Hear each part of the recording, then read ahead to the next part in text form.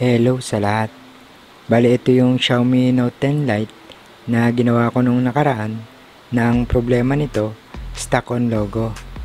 So ngayon, i-share ko naman sa inyo kung paano i-reset o i-remove yung pin, pattern, password, at yung account.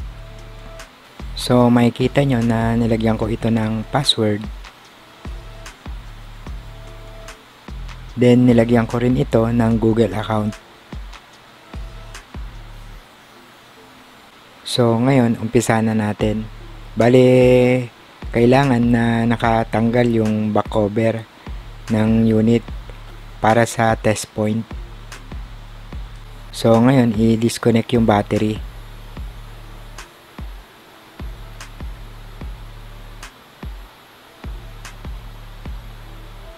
Tandaan itong test point.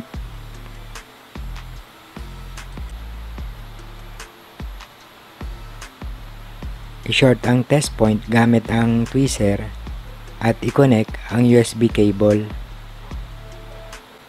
hanggang sa ma-detect ito ng PC. Then i-reconnect yung battery.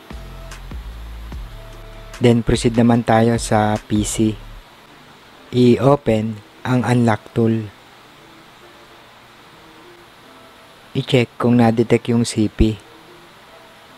Dapat may makikita tayo dito sa COM na QD Loader 9008. Sunod, i-select yung Xiaomi.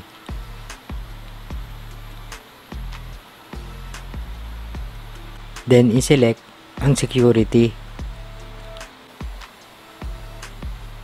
Then, dito sa search bar, i-type ang 730. Then, i-select yung Xiaomi Redmi K20/MI90. Then, sa BRAM EDL, i-select ang EDL, erase FRP.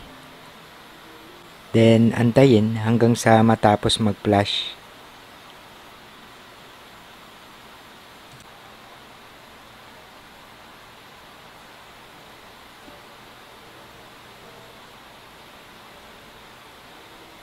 Kapag lumabas yung elapsed time, ibig sabihin okay na yan. So, proceed na tayo sa CP. Then, antayin ito hanggang sa matapos mag-reboot. Then, ipapass forward ko na para mabilis itong video natin. So, hanggang dito na lang muna. Sana nakatulong tong video natin at may natutunan tayo kahit na konti. Lalong-lalo na sa mga bagong tulad natin. At hi and hello na sa mga tropa, sa mga master, sa mga nag-upload ng mga totoong impormasyon, sa mga sumusuporta at mga nagtitiwalang magpagawa sa atin. Ayun. Thank you sa inyong lahat. At yun, okay na to. Okay. Okay.